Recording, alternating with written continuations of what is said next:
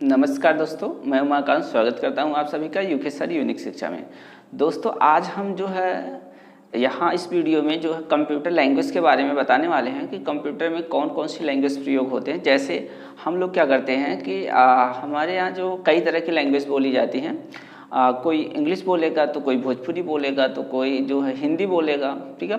तो इसी तरह से जहाँ जहाँ जाओगे आप तहाँ तहाँ की भाषा जो है अलग अलग प्रदेश की अलग अलग भाषा होती है, तो इस तरह से अलग अलग लोग यूज़ करते हैं। तो दोस्तों आज हम ये सीखेंगे कि कंप्यूटर की कौन सी भाषा होती है। ये इंटरनेशनल भाषा होती है, ये हर जगह कंप्यूटर यही भाषा बोलता है। ये नहीं है कि अभी जो है मान लीजिए कोई व्यक्ति है तो वो क्या करेगा, घर पे जा कर के भोजपुरी बोल लेगा और किसी व्यक्ति से मिलेगा हिंदी बोलेगा, अगर किसी अंग्रेजी जानने वाले व्यक्ति से मिलेगा तो उसको अंग्रेजी बोलेगा। तो इस तरह से नहीं होता है, कंप्यूटर एक ही भाषा जानता है। और हाँ, इसमें लोग जो अलग अलग प्रदेश के लोग होते हैं वो अपनी भाषा में लिखने के लिए जो है क्या करते हैं, उसमें उस तरह के फॉन्ट इंस्टॉल करके जो है अपनी भाषा का और वो लोग काम करते हैं। तो दोस्तों यहाँ पर जो है हम आज बताने वाले हैं कि कंप्यूटर का जो कंप्यूटर जो भाषा समझता है वो कौन सी भाषा होती है और उनके बारे में हम डिस्कस करने वाले हैं। तो दोस्तों इसमें देख लीजिए, कंप्यूटर की जो है मुख्य रूप से 3 भाषा होती हैं। तो सबसे पहली जो है वो होती है मशीन भाषा, जिसको मशीन भाषा कहते हैं, मशीन भाषा। तो दोस्तों जो मशीन भाषा है इसको हम जो है बाइनरी भाषा भी कहते हैं, इसको बाइनरी भाषा कहा जाता है, बाइनरी भाषा। हाँ, या तो इसको मशीन लैंग्वेज कह सकते हैं, इसको बाइनरी लैंग्वेज कह सकते हैं। इसमें दोस्तों ये मशीन भाषा लिखी कैसे जाती है, तो ये 0 और 1 में लिखी जाती है। इसमें 0 और 1 होते हैं, तो 0 और 1 के फॉर्म में लिखी जाती है। दूसरा नंबर आता है हमारा जो है इसमें इसको एक और भी हम बोलते हैं, तो इसको लो लेवल लैंग्वेज कहते हैं, निम्न स्तरीय भाषा इसको बोलते हैं। इसको लो लेवल लैंग्वेज भी कहते हैं दोस्तों, तो हम लिख दे रहे हैं लो लेवल लैंग्वेज। इसको शॉर्ट में LLL लिखा जाता है, low level language, low level language. या इसको हिंदी में बोलेंगे तो बोलेंगे निम्न स्तरीय भाषा, निम्न स्तरीय भाषा। इसके बाद अगला नंबर आता है हमारा है जिसको मध्य स्तरीय, ये बीच में होती है तो इसको मध्य स्तरीय। आई ऊपर होती है तो इसको इस पहले होती है तो उसको निम्न। निम्न माने जो है ये जो है सबसे पहली भाषा है या सबसे पहले जो है कंप्यूटर के लिए प्रयोग किया गया था, तो ये निम्न है, नीचे एक वाली भाषा है, तो ये निम्न भाषा। हाई बीचवा में प्रयोग करने के नाते मध्य है, तो इस तरह से जो है इसको मध्य स्तरीय भाषा कहते हैं। या जो है मिडिल लेवल लैंग्वेज कहते हैं, मिडिल लेवल लैंग्वेज। इसको असेंबली लैंग्वेज कहते हैं, असेंबली भाषा।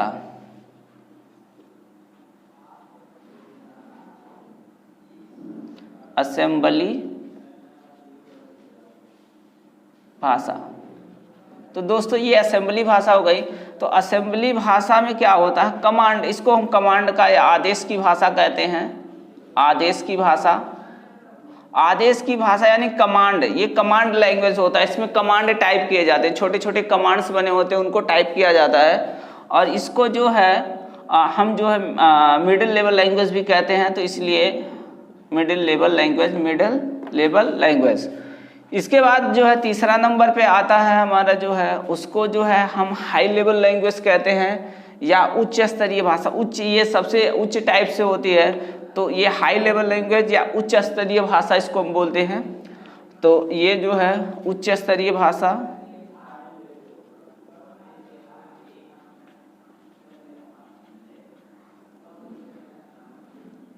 तो दोस्तों ये उच्च स्तरीय भाषा हो गया। या हम जो है हाई लेवल लैंग्वेज कहेंगे, high level language, high level language.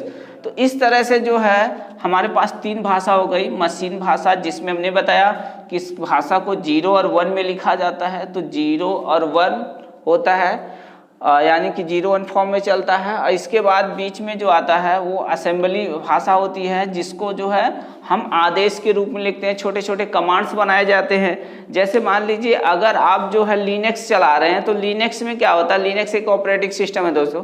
तो लिनक्स अगर आप चला रहे हैं तो लिनक्स में क्या होता है, कोई भी काम अगर हमको करना होता है तो एक कमांड देना पड़ता है, एक कमांड के रूप में हमको काम करना होता है।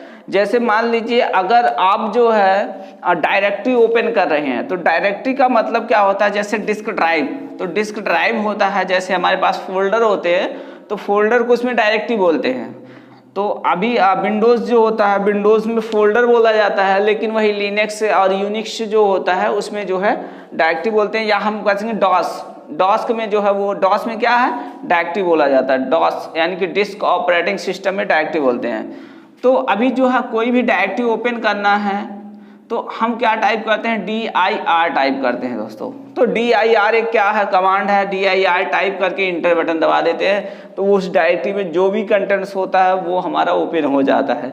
तो इस तरह से कमांड्स होते हैं, छोटे छोटे कमांड्स होते हैं। अगर हमको डिलीट करना है तो डेल कमांड, ठीक है दोस्तों। तो इस तरह से बहुत सारी कमांड होती हैं, छोटे छोटे कमांड्स को याद रखना होता है। जिसको कमांड्स याद होती है वही कंप्यूटर ऑपरेट कर पाता है, जिसको कमांड याद नहीं होती है वो कंप्यूटर को ऑपरेट नहीं कर पाता है इस भाषा में। तो ये भाषा काफ़ी मुश्किल था, इसमें जितने भी कमांड्स होते थे याद करने होते थे। लेकिन इसमें क्या होता है, इसमें ग्राफिकल होते हैं, सारी चीज़ें ग्राफिकल यूजर इंटरफेस होता है। यानी कि इसमें जो भी हमको काम करना उस पर हम क्लिक करते हैं, क्लिक करते ही जो उसका ग्राफिक्स बना होता है, चित्र बना होता है, उसी आइकन पे जैसे हम क्लिक करते हैं वो ओपन हो जाता है। तो इसमें जो है हाई लेवल लैंग्वेज आज के समय में सबसे ज़्यादा प्रयोग होने वाली जो है हाई लेवल लैंग्वेज है। इसमें बहुत सारी लैंग्वेज हैं, तो सभी लैंग्वेज को दोस्तों हम बता दे रहे हैं। जैसे मान लीजिए बेसिक लैंग्वेज, तो बेसिक का मतलब होता है beginner, all purpose symbolic instructions code. Begin यानी कि स्टार्टिंग में, beginner, all purpose symbolic instructions code, इस जैसे बेसिक हो गया। फिर इसके बाद दोस्तों बच्चों की एक भाषा होती है जिसको हम लोगो कहते हैं, लोगो, तो ये बच्चों की भाषा है। फिर इसके बाद जो कुछ वैज्ञानिक लोग भाषा यूज करते हैं जिसको फॉरट्रान कहते हैं। फॉरट्रान, इसका पूरा नाम फार्मूला ट्रांसलेशन होता है दोस्तों, फार्मूला ट्रांसलेशन इसको बोलते हैं। इसी के बाद जो है कोबोल होते हैं, COBOL common business oriented language, common business oriented language होता है दोस्तों ये। तो इस तरह से जैसे फिर सी आया, C and C++, visual basic,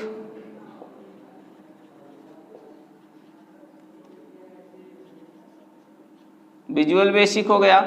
इसके बाद जो है जावा हो गया, PHP हो गया, पाइथन हो गया। तो दोस्तों ये जो है सबसे पॉपुलर जो है, ये सब जो है जो हाई लेवल लैंग्वेज हैं ये हैं। तो इस तरह से जो है कई तरह के जो है हाई लेवल लैंग्वेज का प्रयोग किया जाता है। और इस हाई लेवल लैंग्वेज में हम क्या करते हैं, एक जो इसमें जो डेवलपर्स होते हैं, जो लोग सॉफ्टवेयर इंजीनियर होते हैं, वो लोग क्या करते हैं, इसी में प्रोग्राम्स डेवलप करते हैं या प्रोग्राम्स को तैयार करते हैं इन्हीं सभी लैंग्वेज की मदद से।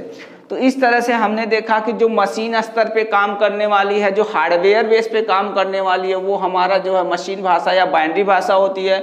इसके बाद कुछ आदेश की भाषा होती हैं जिसको कमांड के रूप में यूज़ किया जाता है, वो हमारी असेंबली लैंग्वेज होती हैं। और इसके बाद ये आता हमारा है हाई लेवल लैंग्वेज, जो कि इस तरह से हाई लेवल लैंग्वेज है जो कि प्रोग्राम डेवलप करने के लिए जो है इसको यूज़ किया जाता है। तो इस तरह से हमने देखा कि कंप्यूटर में प्रयोग होने वाली कुल जो है 3 प्रकार की भाषाएं होती हैं, और इन्हीं भाषाओं की मदद से ही जो हम कंप्यूटर को आसानी से या अच्छी तरह से ऑपरेट कर सकते हैं। ठीक है, एक मशीन को निर्देश दिया जाता है, तो इस मशीन को निर्देश देने के लिए इन्हीं सब जो है लैंग्वेज का इस्तेमाल किया जाता है। तो दोस्तों जो है आज का हमारा वीडियो बस इतना ही था कि आपको बताना था कि ये जो है हमारा ये भाषाएं कौन कौन सी होती हैं कंप्यूटर में।